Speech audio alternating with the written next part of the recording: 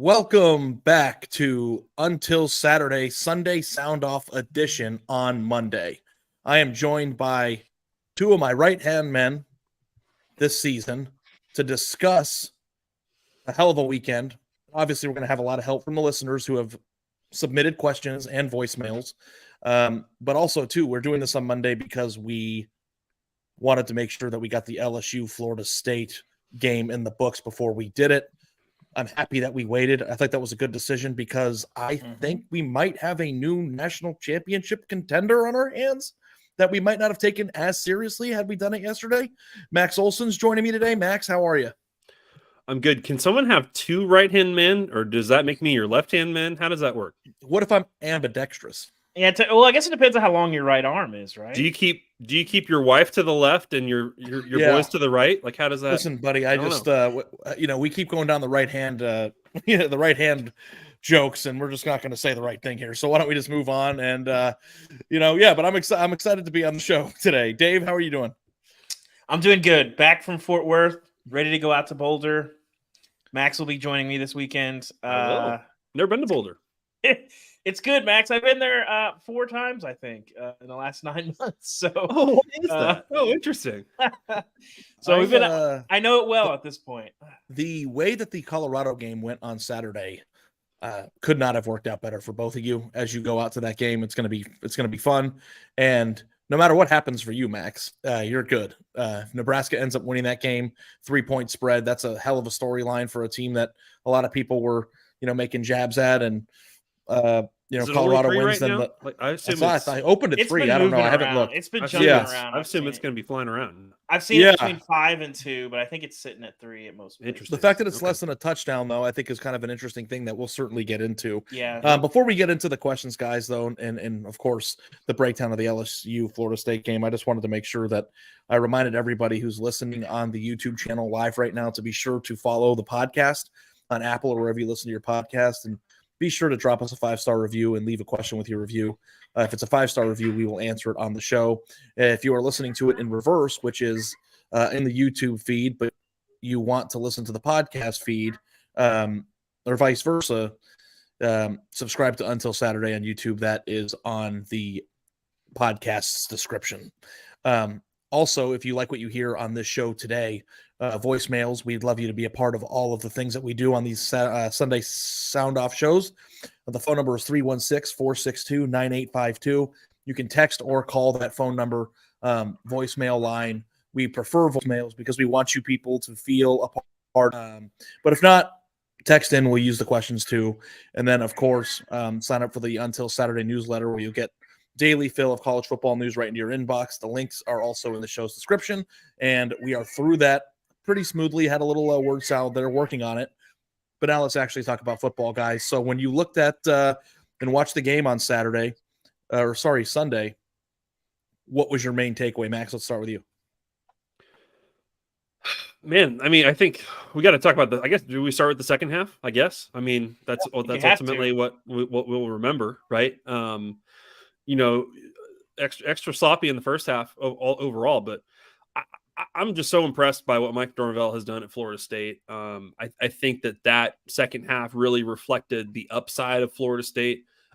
This is a staff that, it's not easy nowadays, right? People don't have a lot of patience. I think this coaching staff lost 10 of their first 13 games in Tallahassee, and people were very, very ready to treat this as questionable and hot seat and all that kind of stuff. But look what they built. I mean, I just think the talent acquisition, both in high school recruiting and especially in the transfer portal, really showed up on Sunday night, just in terms of like how talented that team is, how talented their lineup is on both sides now. And, really it's this latest portal haul, Keon Coleman, Jaheim Bell, Braden Fiske, like all these dudes all over the field. Like, they've got some players. And I know, Ari, you look at the team talent composite and are very intrigued by what does that really say about Florida State. Usually that where they're at in terms of blue chip ratio doesn't really equate to playoff team, national championship contender. But you watch them line up against what we think is going to be a very good SEC team. They've got dudes now. Well, let me tell you, before we get to you, Dave, after the show's over, the thing that I'm going to do immediately after is write a column about how this is the first time that a team ranked in this general area in the 247 Sport composite ranking. This is the first time I've ever thought they could legitimately win the national championship after watching them play last night. And I think that following this team and tracking what they're capable of doing is going to be an interesting litmus test as we continue to rethink what those rankings mean in the transfer portal era. Like this team, the way that they played, and again, week one, if you think I'm crazy, please tell me before I do this and humiliate myself.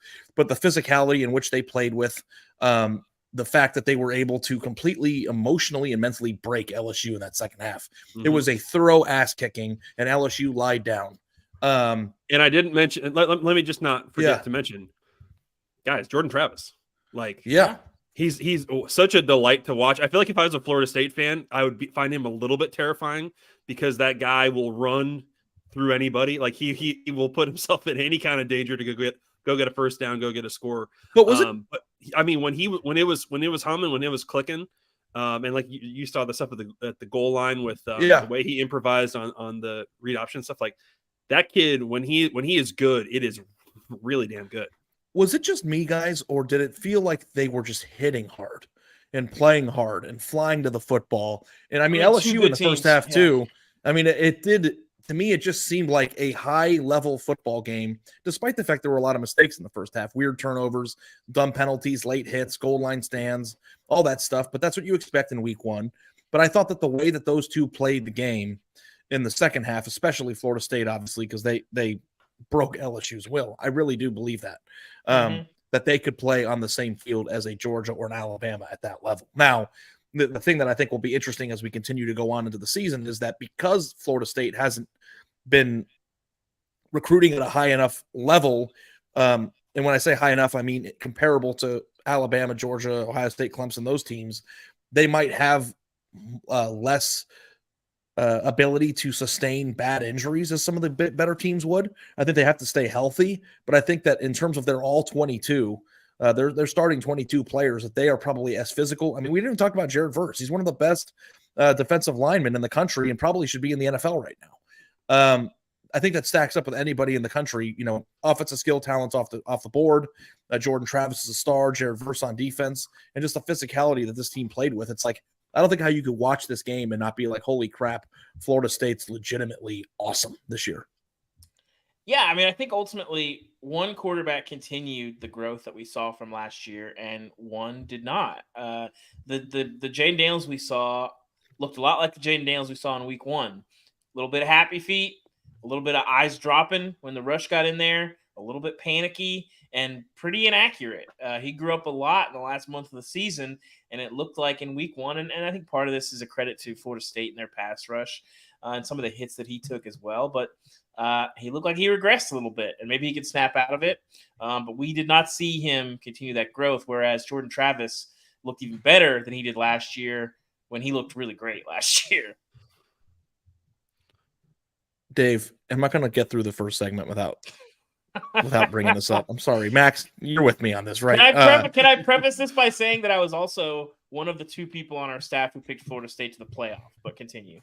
Yeah, okay. Listen, you don't get to get out of a crap take because the other take that you had happens to look good. No, I'm just kidding with you, but like you thought that LSU was the favorite to win the SEC when you looked at the roster this year. SEC West. SEC West. We have like 5 or 6 1-star reviews because of your Alabama takes. When you watch those two teams play this week, do you still think that? Like, can you like? This is what I was thinking during the game. Let me put it this way, Ari. As I'm watching that game, I'm like, there was an argument for LSU being the best team in the country this year. I don't remember what that argument was. Yeah, what was the argument? It was dudes everywhere. It was very simple. Listen, I think there were dudes nowhere in the second half, though, pal. Well, here's the thing. LSU does have dudes everywhere, but it doesn't do a whole lot if you misuse said dudes, right? We have Harold Perkins rushing the passer 7 times on the night and spending most of it standing there staring at Jordan Travis and spying, not doing the thing he did best. That's a bit like making sure that you get as many low post touches for Steph Curry as you possibly can. Makes no sense. You are playing without Mason Smith, who might be one of the 5 best defensive linemen in the country. Mm-hmm. Listen, last night was embarrassing for LSU. I do agree with you, Ari. I think they I think they broke in the second half. But that tells me two things. One, this is still a really good team, and they're not 21 points worse than Florida State. And if there's improvement there, I think you're going to get a motivated team. I'm holding on to my LSU stock. So we can revisit this show later. I think if Jaden Daniels can get a little bit less happy feet, they can get a little bit more development at receiver. You get Mason Smith back. Can we stop doing whatever they're trying to do with Harold Perkins and let the man go chase quarterbacks? Yeah, Harold Perkins rushed the quarterback 10 times. Coaching malpractice. Yeah. It's insane. It's insane. Nobody had a better seat for that game than Harold Perkins. He just got to stand right in the middle of the field and watch all of it. Yeah, I hope somebody asked him about Jordan Travis on Sunday night and how awesome he looked, because he had a lot of time to sit and stare at him. It's just, I still think LSU is a very good team. I still think they're probably the best roster in the West. I'm not going to back off of LSU. I think Florida State's really good. I just think you got to do some different things. And I think that if you can not get broken, you can still hang. So, listen, well, for them to win the national championship now, they have to run the table now. They can't lose again.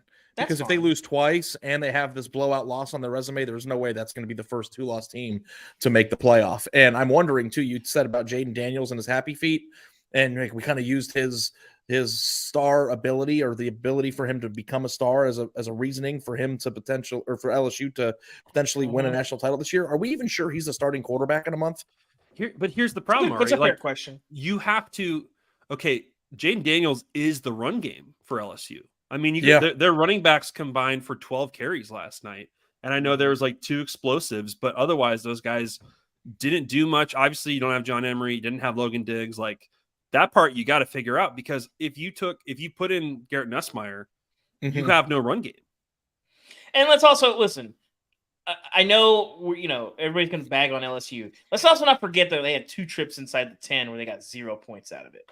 So, this is don't get me wrong. What they did in the second half, they got outscored 38-3 over like a 20-minute window, right? It's bad.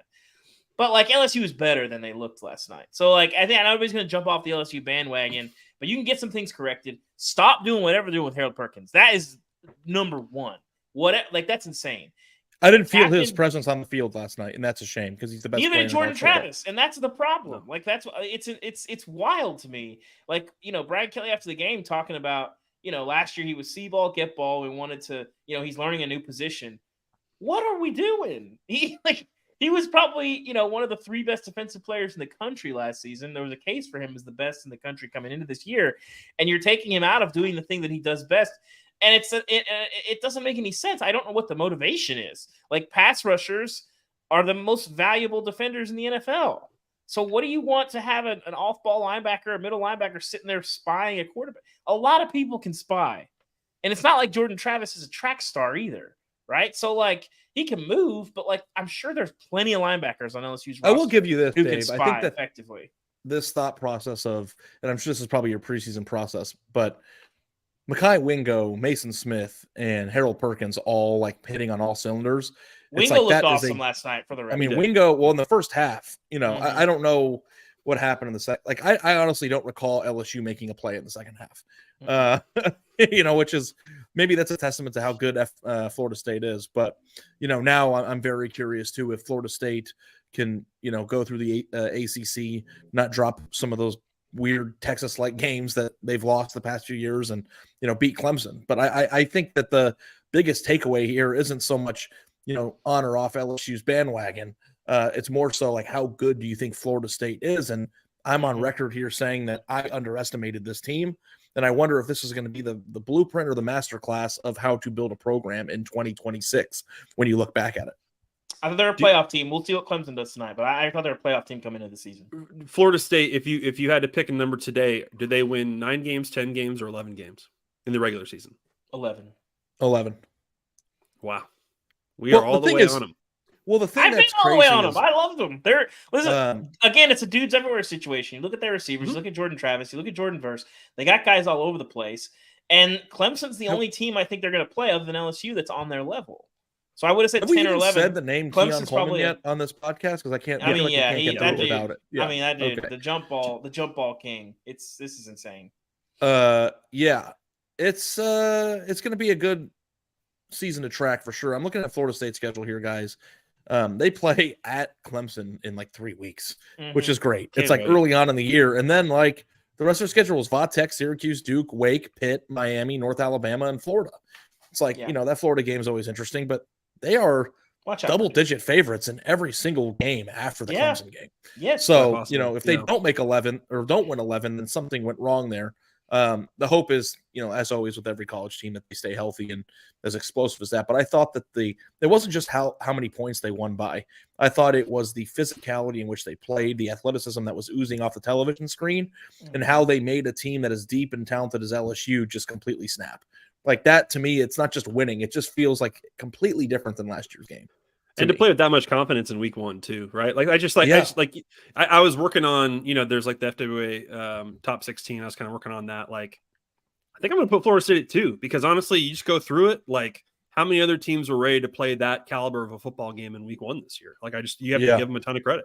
Yeah. Yeah. And they have to play Clemson twice probably this year, as Kevin Wise points out here in the chat. We'll see. I'm very intrigued to watch Clemson on Monday night. We'll see what the answer was. I feel like an idiot because, I sometimes rely too much on the 247 Sport Composite. And I wrote in thoughts last Monday, that Clemson seems like a better candidate to make the playoff out of the ACC than Florida State. And it's like, well, I'm already wrong on that one. We'll see. Listen, Garrett Riley, man. Garrett Riley. No, I know. I want to see Clemson tonight. I love Florida State, but if Clemson all of a sudden is back to we're back on Ohio State, Bama, Georgia's level, I wouldn't be shocked. And I think it's going to be because of Garrett Riley, because their offense schematically had so many issues the last couple of years. And DJU struggling didn't help. Who bears the responsibility for what? I don't really know. I thought DJU looked pretty good yesterday out in San Jose. We'll see. It is what it is in terms of who you're playing. But Garrett Riley plus Cade Klubnik, even without receivers, because I don't think they have any game breakers there, we'll see. I'm look out for Clemson. I feel like that's more likely to be a full 4-quarter game than when we saw Monday night. Yeah. I don't. What are you talking about? Duke tonight? I feel like Clemson can hang with Florida State for all 4 quarters. Yes. I think that's definitely true. Tonight, I don't. Well, guys, when we do the Sunday sound off this year, moving forward, we will have covered every big game that has played on the Saturday night show. So Sunday will be more about the sounding off part. But 15 minutes in isn't bad. We are going to get to the voicemails now, but before we do that, let me just remind you of the phone number: 316-462-9852. 316-462-9852. Please leave your voicemails. Tell us your opinions. If you hate something we said, tell us. If you have an observation that nobody's talking about, please submit them. We listen to all of them. We laugh. We cry. All of them. We just want your voices to be represented on the show. It means a lot to us. So without further ado, let's get to the voicemails.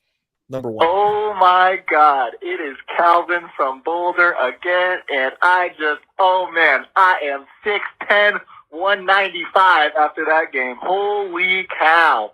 All I got to say is Christmas Day came early, and it's called a Heisman Trophy for Shedeur Sanders and Travis Hunter. First time ever they're giving out 2 Heisman trophies. I have nothing to say. I woke up today nervous. Okay, I woke up at 7:30, 9 o'clock kickoff, all right?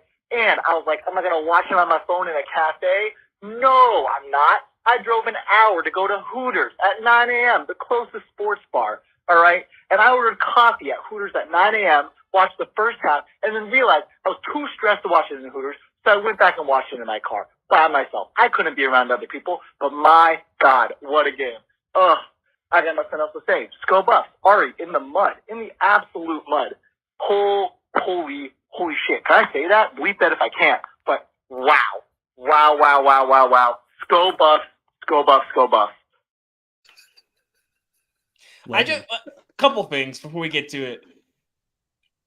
Hooters, okay, an hour to where does this man live? He says he's in Boulder. There's a bunch of good places to watch games. There's not a single sport bar. A brunch menu? I guess I haven't been. I don't know. Dave, why don't you go be an investigative reporter? You go to Boulder all the time and figure out where this man lives based on where the we gotta get this man some help. What Hooters was this?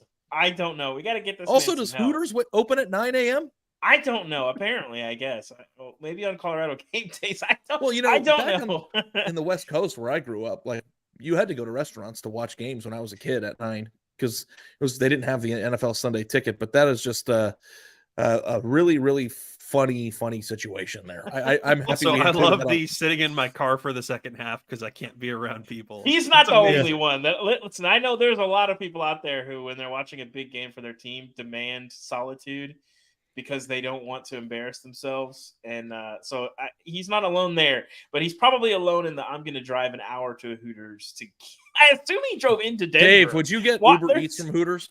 No, I would not, but I would get it from Fogo de Chao. Can we get Max to weigh in on this, by the way, Max? Is it okay to Uber Eats Benihana?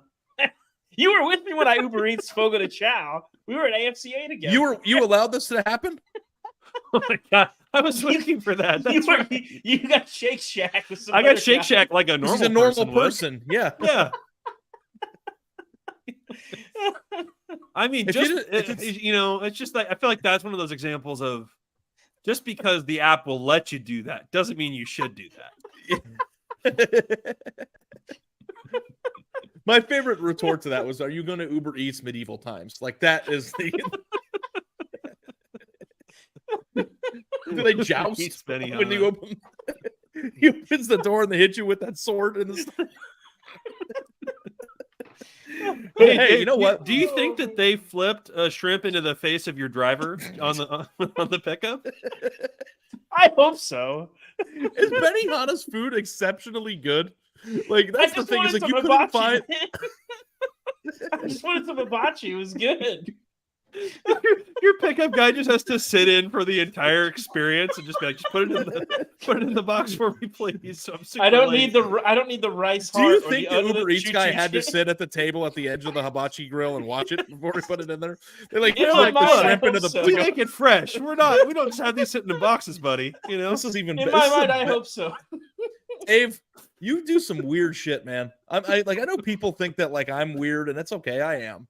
But like you are an experience full of interesting decisions. But like, look, I mean, in your defense, like, look, have I done like Panda Express, delivered? Of course I have, right? So like, why not elevate it? I get it. Yeah. I get it from that standpoint. But you know what? I think part of it is if I had to choose one continent that I could only eat from, it would definitely be Asia.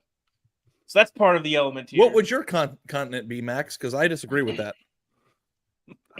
I think I know which country you're settling on, Ari. You're going Italian for life, right?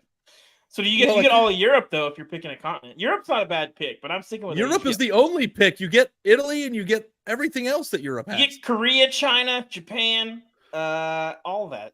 I think it's all the same 5 ingredients. India, maybe. Is that ignorant? That's the same thing. It's like Mexican food, though. I know. That's why Mexican food is like number 5 on my list of cuisines. You can't be number 1 if you have 6 ingredients. Yeah, are we just driving this caller crazy by not even touching the buffs at any point? Yeah. Hey, listen. We'll make plenty of buffs coverage. Listen. I think he lives in rural Boulder. I can't imagine. Ultimately, I'm happy for the So with Colorado, there's this weird sort of Dion cult around it, where there's a lot of people that don't care about college football necessarily. Don't care about Colorado necessarily, that love this Colorado team. I think that number is only going to grow. But I'm really happy for the actual Colorado fans, because I can't imagine having to watch that team last year. They played probably 6 or 7 name your number games where other teams could have scored 100. And then all of a sudden you watch that game yesterday, which is fun, competitive against a TCU team that I still think is really good. They might still be one of the 20 best teams in the country. I'd say more likely they are than they aren't. But that sort of, it's the most satisfying brand of whiplash I can imagine. So I'm happy for the Colorado fans and keep dreaming, because I think you can dream pretty big. Do you know what I've discovered about Colorado fans? Or not Colorado fans, the people who are following Colorado? There is a weird subset of people who get mad at you if you don't refer to Deion Sanders as Coach Prime. Oh, it's a real thing. Have you noticed this? There's hundreds of these people. I think it's funny watch everything and comment about it. Well, so Deion kind of made the rounds this morning on he did Pat McAfee, he did Undisputed. I think McAfee does. He was referring to him as Prime, but Skip and Shannon Sharp were both referring to him as Deion. I feel like they will not catch it. I think there's a sect of people who believe it's disrespectful, but it's sort of the same people who think if you don't refer to the coach as Coach, It's not his name. Nobody's coaching me. Yeah, it's also not his name. As a writer, this has made me very gun shy about what am I supposed to print. It's a tough spot to be. Have you written Coach Prime in any stories that you've written, Dave? I write Coach Prime when I'm talking about sort of the who he is, like the whole, like the general picture. the general hoopla, the Prime effects, like the persona more than the actual person, if that makes sense. But when you're tweeting quotes from his press conference, it's Deion Sanders. I don't really tweet quotes from his press. I wasn't able to on Saturday because I didn't have. You get what he's saying here, Dave. Just answer the question. Yeah, when I quote, when it's generally quoting him, yes, we don't. But there's more people do than don't that cover the team, quite frankly. Okay. Yeah, it is. I think it's corny, but maybe I'll get hate for that. But yeah, you definitely will. But that's okay. I'm not gonna just. If Coach Prime wants to leave us a voicemail next week, we will happily accept that. We'll also take Coach Prime impressions on the voicemail. The Austin American Statesman is now going to start quoting Steve Sarkisian as Sark. What if you just every nickname? You don't just get to pick and choose which nickname becomes AP style. It's just not. Yeah, Coach P at TCU. Yeah. So I know he's larger than life figure, but please call him Coach Goat at Alabama. If you say anything else, it's disrespectful. Yeah, Coach Goat. Coach Goat. Next question, can I ask you guys? guys a question? Oh, go ahead. I forgot to ask this during Florida State, and I swear to God, I'm not trolling when I ask this. Okay, that's a great way to preface. That's a troll. That's a troll. If Travis Hunter plays for Florida State this year, do they win the national championship? Probably. I tweeted on Sunday night, am I the only one fantasizing about this? Well, when you win that game, it's easy to sort of shrug it off. If you lose it, so we're going to be writing. I've got a story coming this week about Travis Hunter, and we got into how Deion actually did this and how he kept it on the DL. It's pretty unbelievable. I'll just drop one little nugget here for you in this story. At Georgia's state championship game, where Travis led them to the school's first national title, Florida State's entire staff was there. Not one Jackson State coach ever set foot on Travis Hunter's campus. Wow. Including Deion Sanders. I don't even know how many other coaches he talked to. Not very many. And here's the thing. If he was at Florida State, kind of don't have to play receiver either. You know what I mean? If he were just their cornerback, that probably would elevate that team to being at least a playoff team, I feel like. I think people should subscribe to The Athletic and read that story when it comes out, but I may be biased. What can I say? Dave, you got enough subs, okay? You're fine. Okay. Next question. Oh, let me tell you, this is Keith Jackson from the great beyond, and let me tell you about the biggest game of game week 2 in college football. You know and I know and everybody knows that Saturday night under a possum hunting moon in Tuscaloosa, we'll have a real ding-dong dilly of a dandy going on down there. It's a shame this game's not at Legion Field. It's the Longhorns of Texas and the Crimson Tide of Alabama. And let me tell you, when those big houses come through that tunnel, they'll say anything can happen, and almost anything usually does. This game may be decided by the big uglies on the offensive and defensive fronts. And my question to you is, can the Texas run the football better than the 79 yards they had last year with Bijan Robinson? Whoa, Nelly. That was really good. That was good. Really I feel like good. I should be wearing a fedora I feel like we should make the podcast black and white, or at least a lot grainier, like a 70s filter. I don't know if producer Cam can get that for us, but it's also just a reminder that's excellent voice talent, but guys, truly through AI, all things are possible. I think, Yeah. I'm gonna say I didn't even know what the question was until 90% in, because I was so blown away by how good it sounded. It was very. If you're good at impressions, leave a voicemail. We'll play it. That's right. We will. We're right for Coach Prime impressions. This man says, now you got to understand, more than any person I've ever seen in my entire life. So if you're gonna impersonate Coach Prime, you gotta understand. You need to drop a you gotta understand. All right. Anyway, I'm gonna say no on this one.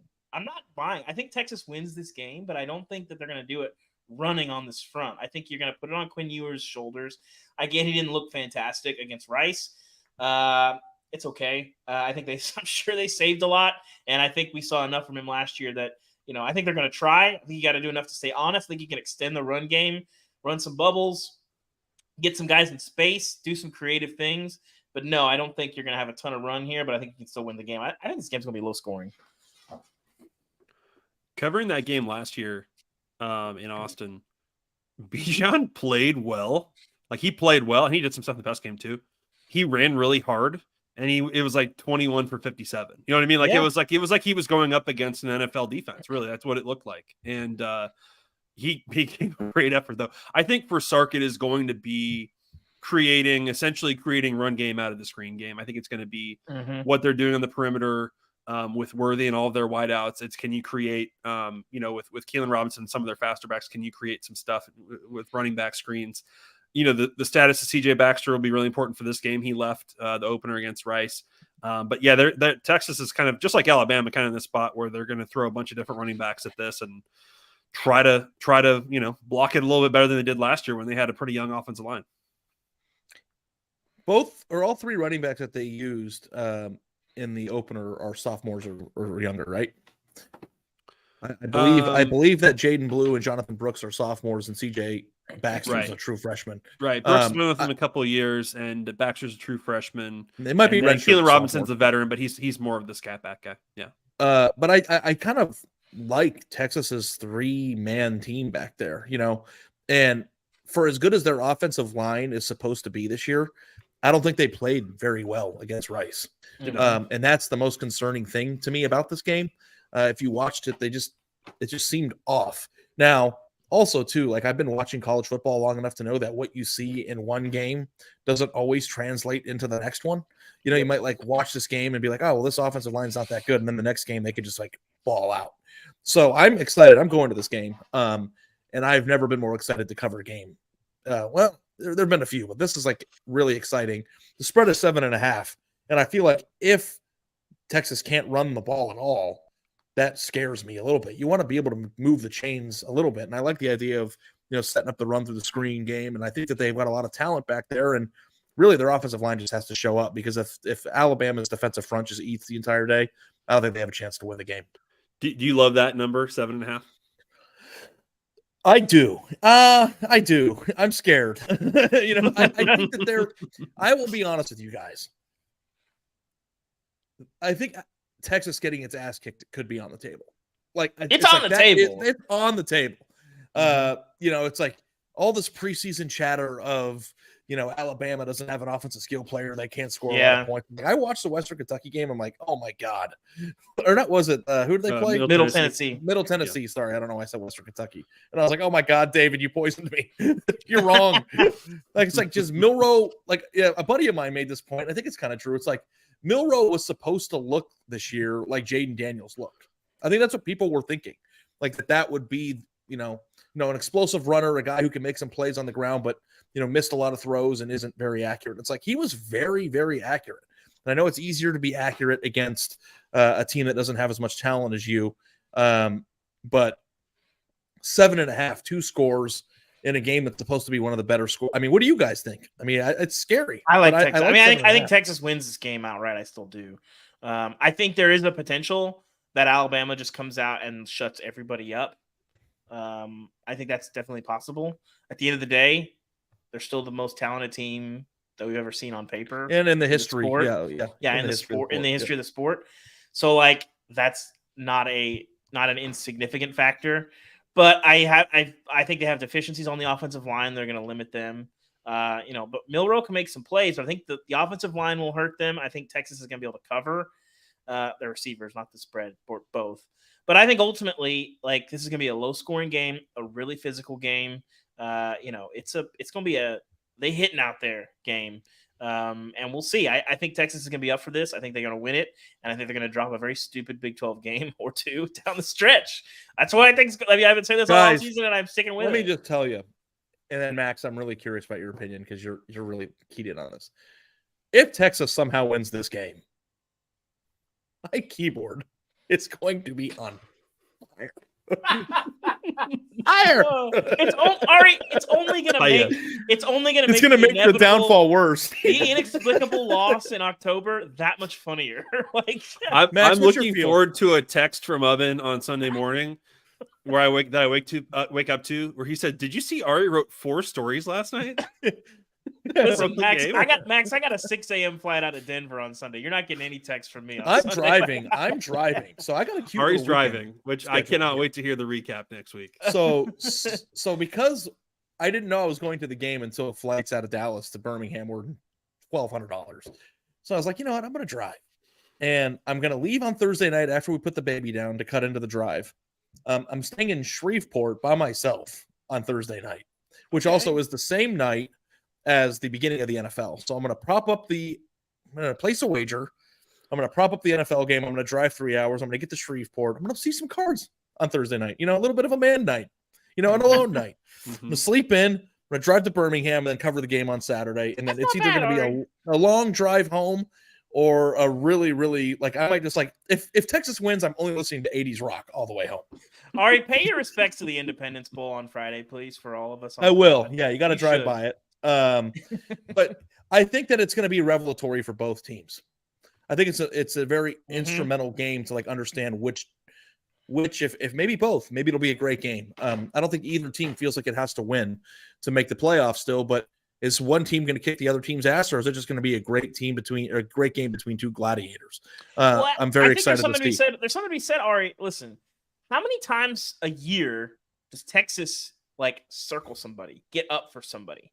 It's OU, and then sometimes they play a big time non-conference game. And I think that when you get a focused, motivated Texas team that feels like it's an underdog and slighted, especially a team that's this talented, we don't see that version of Texas very often.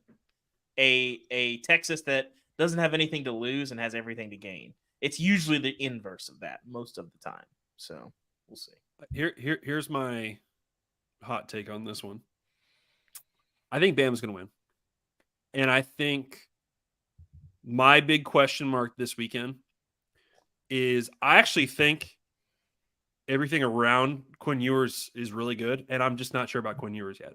And I think this is the game, right? I mean, this is the game. I think the thing that you saw from Shedeur Sanders in Fort Worth is the thing you want to see from Quinn Ewers. Of man, he is just calm, in control, great with rhythm, taking what's there. You know what I mean? That kind of performance. If someone's open and they're hit. Yes. Right. That is the performance we need to see from Quinn Ewers to do that for 4 quarters, a healthy Quinn Ewers. I think, there were some big games last year, but Red River, obviously Oklahoma was a mess.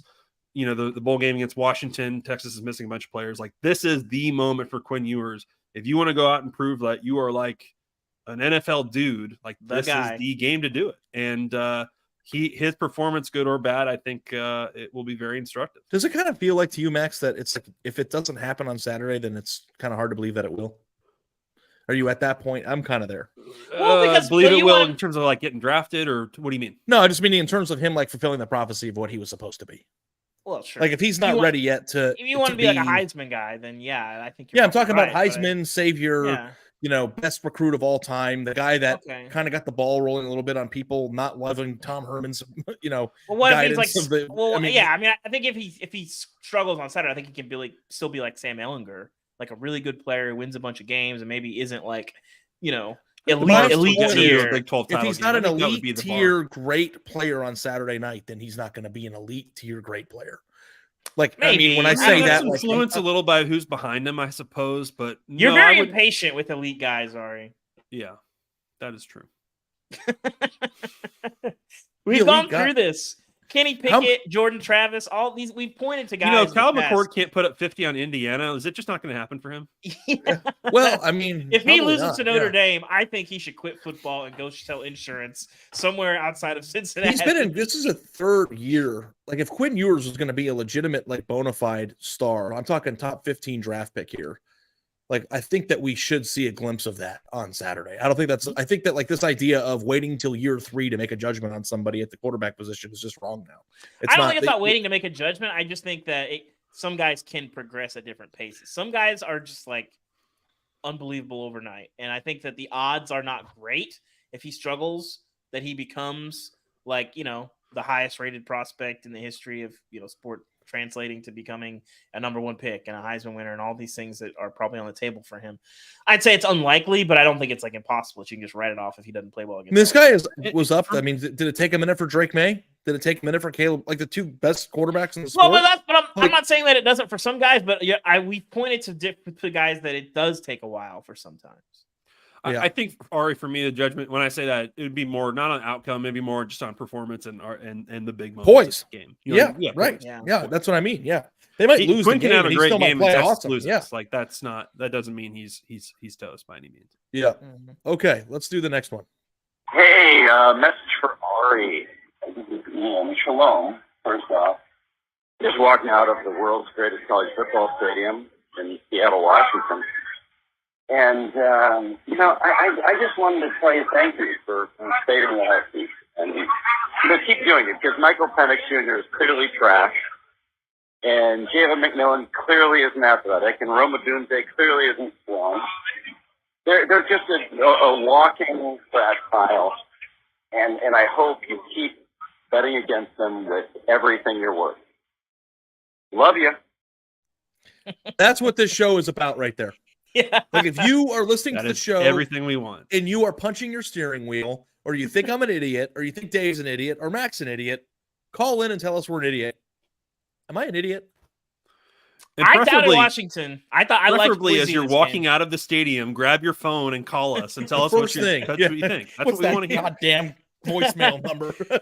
I think. Ultimately, that was really impressive because I came Yeah. away from that game not thinking, well, Boise's going to be trash this year. I came away from thinking like, is anybody going to be able to stop or even slow down Washington this year? You're going to probably have to outscore them.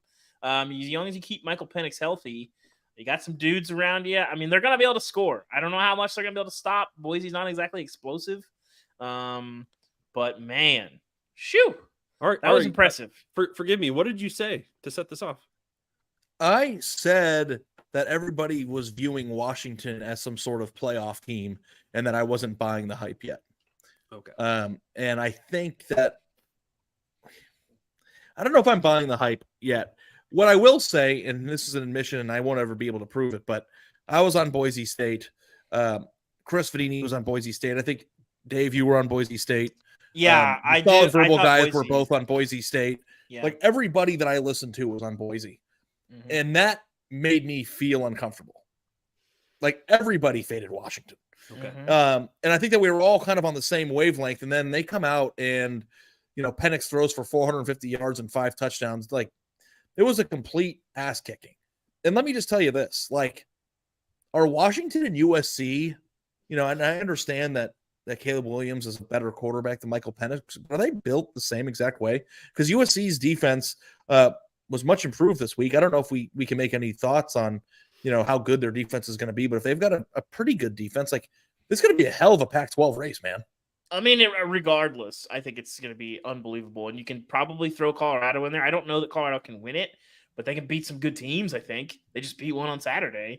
So, like, is there anyone in the Pac-12 that you can say that Colorado cannot beat? I'm not so sure you can. Like, so we'll see. It's really interesting. I mean, ultimately, Boise's probably still like a top 5 G5 team this year, right? yeah, Probably, I think yeah. they're I mean, probably, like to put 59 on them is like they're not far from we the top can talk about 25. Middle Tennessee and Rice and all these other. I mean, like that's an actual accomplishment. Yeah. That's a top 10 team. Yeah. Well, Washington.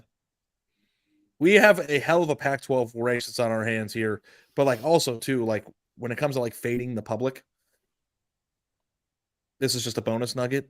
But if this line doesn't move and everybody picks Colorado to beat Nebraska on Saturday, like I am fading the hell out of Colorado on Saturday.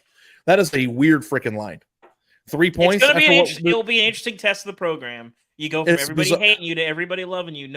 We've never seen a pendulum swing this hard on one team in 1 week, and it will be a test. It'll be interesting. Like, yeah, 3 points is like banana land to me after what we saw. Well, so we'll see. Did you watch Nebraska, Ari? Yes, every second of it. There's a chance Nebraska stinks this year, so we'll see. That's what I'm saying. I would think that the spread would be bigger. I mean. With the way that people, I think there's still some quiet skepticism about Colorado. We'll see. yeah. Okay, next one. Hey, Dave and Ari, this is Jack calling from Atlanta, Georgia. I love the pod, and I love both of y'all's writing, but it is absurd that you continue to ignore the group of 5 as a whole, especially Tulane. Writing as a Tulane grad, I I've waited my entire life for the team to be ranked so that the national media will throw us a bone and actually cover us. I was shocked to see a ranked Tulane team get relegated to the College Game Day Steve's Pick board and then be completely absent from the Until Saturday reactions episode.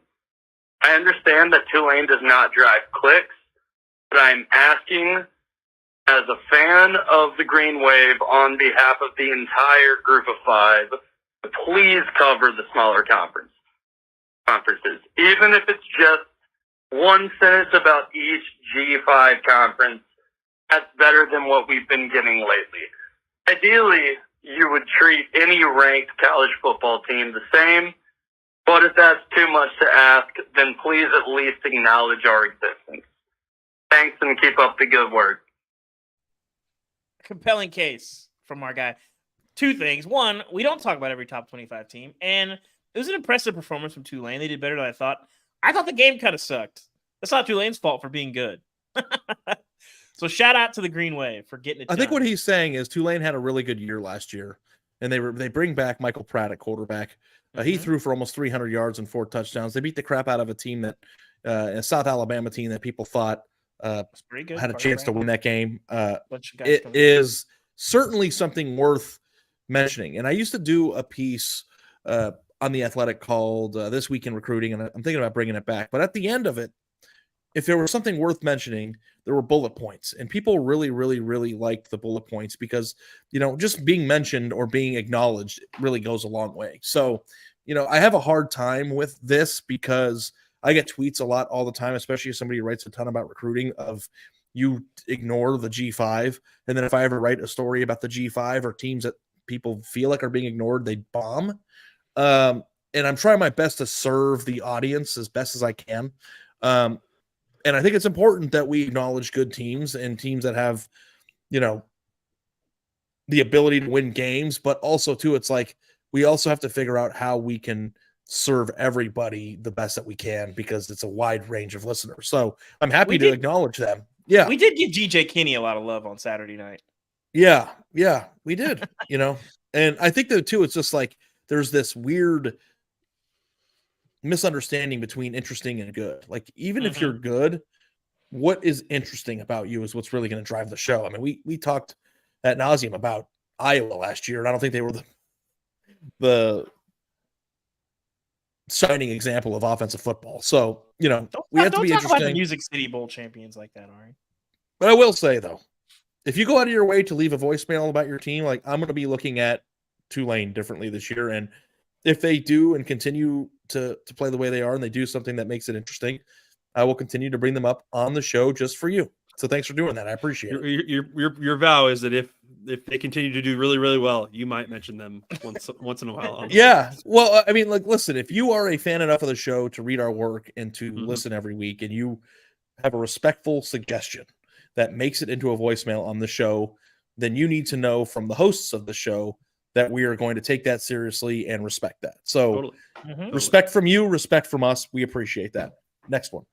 Hey guys, this is Nishant from Ann Arbor, Michigan. Go Blue. So my question to you is, what is the best time zone for watching college football? I grew up in Michigan watching football on Eastern time where games started at noon and went till 1 or 2 a.m. for Pac-12 After Dark. Then I went to college in California where the game started at 9 but ended around 10 or 11 or so. So my question is, what's your favorite time zone to watch sports? When's the best time to get started watching football? And why is it Eastern time? Thanks. No, you guys live in the best time zone. I do not. And I'm being hit twofold here. So this is my case for Central Time. I live in Eastern Time. I hate it for college football. Noon is too late. I got a lot of time in the morning where I'm just like sitting around. 11 is perfect because you can get some sleep, but you got a full day of games and you can make it to the end of games. Going to Eastern Time, I haven't made it to the very, very end of college football, but maybe like a handful of times. And then we welcomed a child into our home about 15 months ago. Buddy, it is game over. If like it's not happening. So if you're playing a game that ends at 2 a.m, I can't do it. I can't do it. Central Time is where it's at. If you're ending the night at like 1:15 on a Saturday, that's doable. But it gets to like 2:30 sometimes on the way. I can't do it. The 10:45, 11 p.m. kicks, I can't make it. It's easily Central Time. It's Central, but I'm very interested this weekend.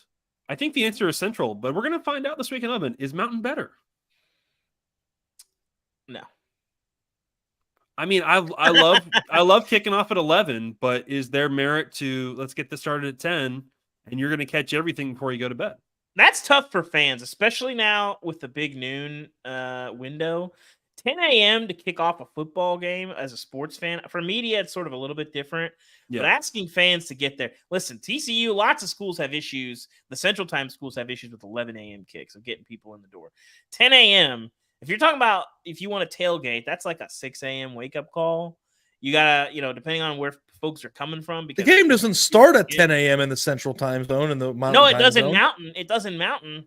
In Mountain, it does, yeah. Mountain, it does. Well, that's what the Nebraska, Colorado is 10 a.m. Yeah. Mountain Time. That's crazy. Well, I mean, I grew up in a times. I've lived in all three now. Yeah. I lived in Eastern, and I lived in, for the last 10 years. I grew up on Pacific Time, and now I'm in Central. And I think they all have perks. And I don't know if there's one, like, I hate Saturday mornings where I've got 3 or 4 hours to kill. Like, sometimes I just want the games to start. Yes. So that, from that matter, I used to, like, roll out of bed on Pacific Time and was greeted with football, and then could still go out on Saturday night afterwards and not miss anything. So, like, that to me is cool. As a sports fan, though, on the West Coast, though, you have, like, real, like, especially, like, for, like, NBA season or even college football, you got games starting at like 4 p.m. when you're still like at work. That's insane. Like, yeah, during the week, more often than not, you're gonna have to do actual work, and you're gonna miss like a good chunk of. I remember covering a USC game in LA, and then waking up the next day and seeing what time the NFL was on was like disturbing. Yeah, but that's the thing too. It's like each time zone I think has its perks for different sports, because I think that the Pacific Time Zone is certainly best for NFL, like for NFL viewing. Like you not get if you want to go to church, Ari. If you're trying to make it a church, yeah. Well, I guess it depends on what your priorities are. 10 a.m. and NFL, and then you get to like watch the games all day, and then like at 5 o'clock you have the night game, and then you can watch till 8, and then still like do whatever you want to do. I don't know. I think that there's pros and cons to all of them. I kind of like Central because you kind of miss the worst of both ends of it. You don't have to wake up super early, and you don't have to stay up super late. So for the NCAA tournament this year, I was in Pacific Time. Me and some college friends rented out a house. I actually did not like it. All the games were done, and it was like 8 o'clock, and I was like, I don't love this, and also I'm very tired. Whew. Next one. Hey, this is Matt from Brooklyn. First time, long time. You all do great work, but this question is for Ari. And Ari, mainly I just want to say you could not have been more wrong about the USC defense. I was really proud of you for sticking by USC this past year. I was really looking forward to you being able to cash your bet, but now you seem like you jumped off the bandwagon too soon, and I really don't get it. During that first game, every Tom, Dick, and Harry with a jersey was getting snapped. We were rotating in walk-ons, and you're over here freaking out, asking Andy if you can buy out of the bet early. And so my question for you is, when USC goes to the college football playoff and marches on their way to the national championship, will you then take the money from Andy and put it towards getting a fight-on tattoo? Once again, Matt from Brooklyn. Yeah, no, sorry, buddy. Never going to happen. With tattoos in general, they look nice. A lot of my friends have tattoos. I don't know if you guys do. I do not.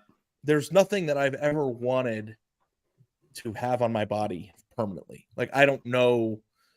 The only thing that I could even consider now would be my daughter's name. But even then, where I'm at. like, I don't want to look like weird later on in life. If you like, my best friend has full sleeves on both arms. So, everybody kind of falls on the different end of the spectrum on this. He also has my name tattooed on his thigh. And I'm sure that if you could ask him in an honest moment, like, do you want that still there?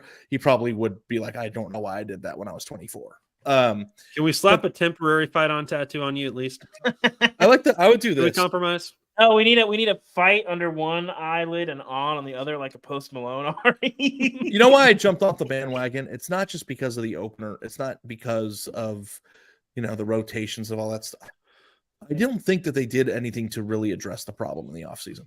Like to me, I just think that like I would have liked to see more urgency from the head coach, and even if the defensive coordinator stays, in terms of like bringing in more guys. And I know that they did. They got Bear Alexander and they brought in Tackett Curtis as a recruit, and they have better personnel now. But you can't go from disinterested in tackling to good enough to win a national championship in a year with the changes that they made.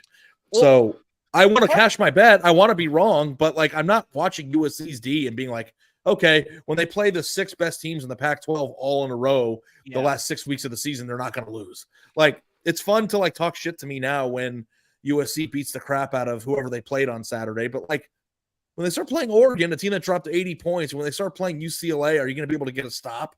And have you seen anything from this team? Listen to the schedule: at Notre Dame, at home against Utah, then a weird game at Cal, then Washington, Oregon, UCLA, all in a row. Like, are we really thinking this team's going to hold their opponents to 24 points a game when they play those games? Or is it going to turn out to be 56-44 again? If you put this team in the Big 12, I would be buying, even with the offensive or the defensive issues. There are so many teams in the Pac-12 that can beat them. Surely one or two will get them. And they're playing a lot of different teams that have different styles. Like Notre Dame can beat them in a different way than Oregon can, and UCLA is different than Utah. Like I don't think USC wins the Pac-12. I just think it's a crapshoot with all of those teams at the top. And if USC doesn't do it, I like Washington to do it. But I've kind of felt that way. USC's the best team, but defensively, that's going to let you down. Eventually, it's going to happen. And it hasn't happened, the first year. It hasn't happened in the first 2 games. I know that USC gave up like a 75-yard, pass on the first drive for Nevada, and they ended up scoring, and they shut them down for the rest of the game. I trust me, I got $1,000 out there. I don't want to lose that money. But I'm just kind of like reading the tea leaves here, and I've covered the sport long enough to know that it's like the Bear's coming. You might not see him, but he's going to pop out eventually, and I think he's going to get you. So different we'll Bear see. that's playing defensive line for you too. Yes. Okay. Thanks for calling in, though, and I'm not going to get a tattoo, but you know what I will do? If I win $1,000, I'll get you a fight on hat or something. All right. Email me. So I think this is just is this just a written one? Yeah, this it's is a written one. Yes. Lincoln Riley's Bobby Petrino. Does Lincoln Riley need a Bobby Petrino as his DC? I realize Jimbo and Bobby are both on the offensive side of the ball, but what I mean is a defensive coordinator that will come in and has the power to tell the head coach that it's going to be this way. If so, who fits that mold and why? Nathan S. Thank you for calling in or writing in. Jim Leonard. Bobby Petrino already works, baby. It worked. Yes. Get this man a Jim Leonard stat. Yeah, I mean, I am out on the defensive staff for USC. And I have been since last. I saw that in Vegas, and I was just like, this isn't gonna get it done. So the fact that the defensive coordinator back, Alex Grinch, he's got a huge year ahead of him to prove, and maybe people will continue to, write in messages like that. But I do understand that it is a head coach down problem. And Dave seems to disagree with this. He thinks it's or it's not a coordinator problem. It's only the head coach. But the coordinator. Yeah, but you need a coordinator. You need a coordinator that's got the capability to say, "Hey, we have to make some wholesale changes in the program." And clearly, that is not Alex Grinch. But I just don't think it's a schematic problem. I think it's a structural. How much do you hit? How much do you tackle problem?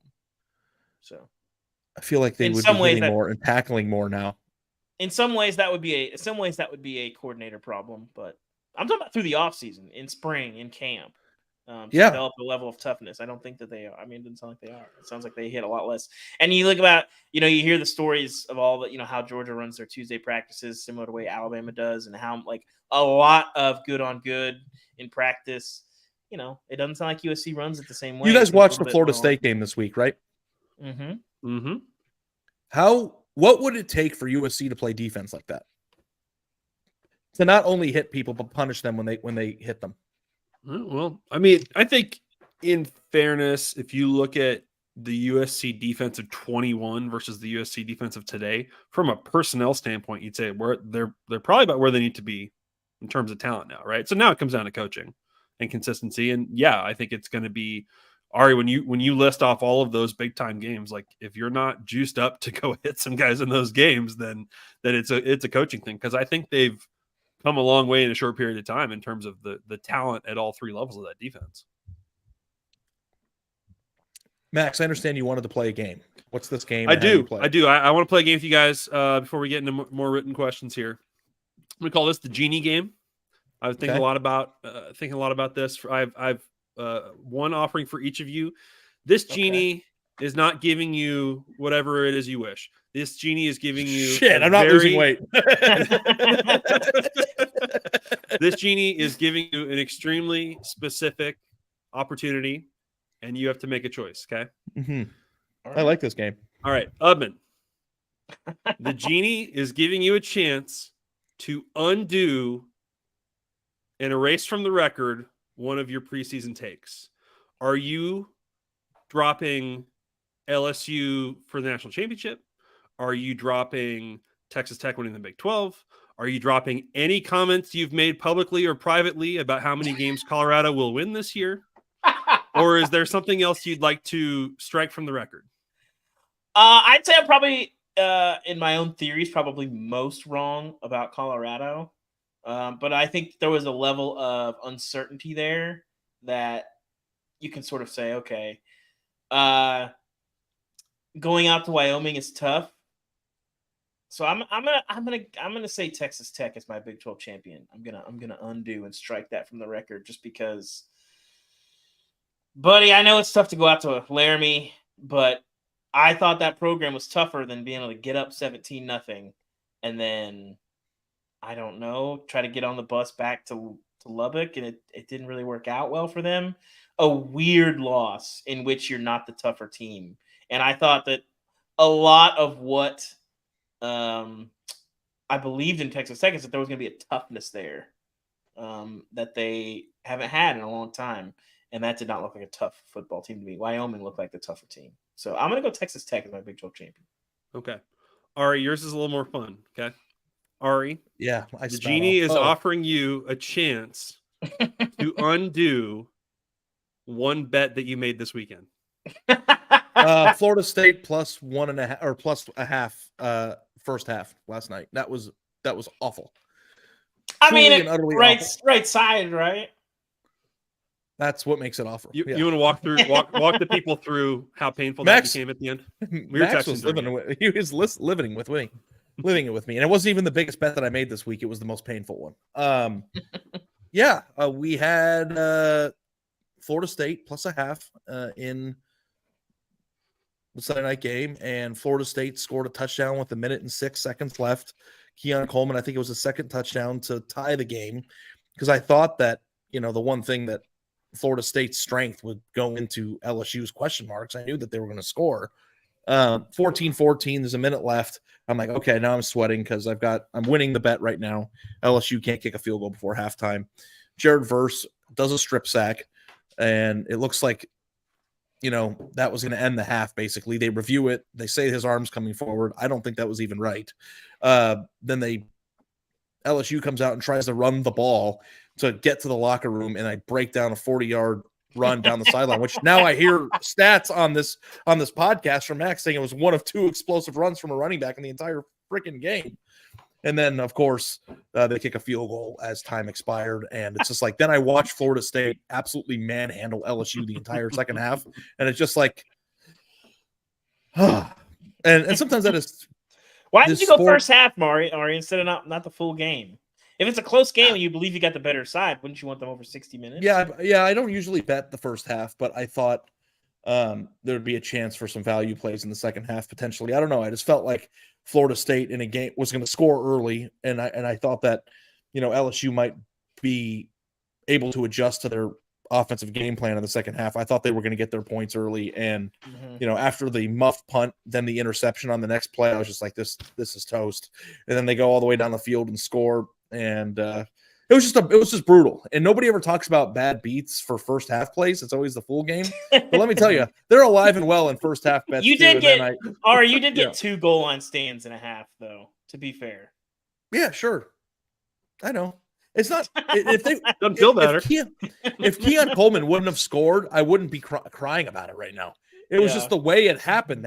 I'm not even saying I was even right, but the way it happened, they were running the ball to go to the locker room, and you burst down the sideline for 40 yards in a game where you couldn't get anything with your running backs the entire game. That's when it had to happen. And then, of course, a well-designed run from Mr. Denver. Yes. But thanks for bringing that up. I was just starting to feel better. But I mean, look, it was a long weekend. I assume there may have been even more glorious stories than that one. It started and ended with terror. Did you bet the Norfolk State Virginia State game? You didn't bet that one. Did you see that clip over the weekend? I bet the what was it, the Louisville Georgia Tech game on Friday night, which also was a terrible beat. So did you see that clip from Saturday, by the way? Of the what's that? Norfolk State and some Virginia, maybe it was Virginia Poly or something. So basically, this team was winning by 3, had the ball at like their own 5-yard line. I think Norfolk State was, I forget. Anyway, it doesn't really matter. The team that was winning by 3 had the ball at their own 5-yard line. There's 6 seconds left. So Virginia they do a State time. Yeah, they do a time waster where he's like you're supposed to run around the end zone and take a safety. I don't know what happened to this man. He runs out of the end zone thinking the time is out and goes out of bounds, but there's still 1 second left. So then the other team gets a field goal to send it to overtime, but then they block the field goal and return it for a touchdown to win by 9. It's nightmare fuel right there, man. Nightmare fuel. Go watch that video if you haven't seen it yet. That's incredible. Very funny. Yeah, I'm sure. So many bad decisions and bad plays made in such a small window. It's beautiful. I'm just hurt for people. Okay, one last question, guys. Is Marvin Harrison Jr. capable of winning the Heisman with Kyle McCord at quarterback from Cody M? I thought so. I think it was a good bet, 20-1 before the year. I was telling people it was a good bet. Then he comes out with 2 receptions for 18 yards in the first game. It's like, holy shit, what's going on out there? Give me one more. Give me some more Kyle McCord. We'll see.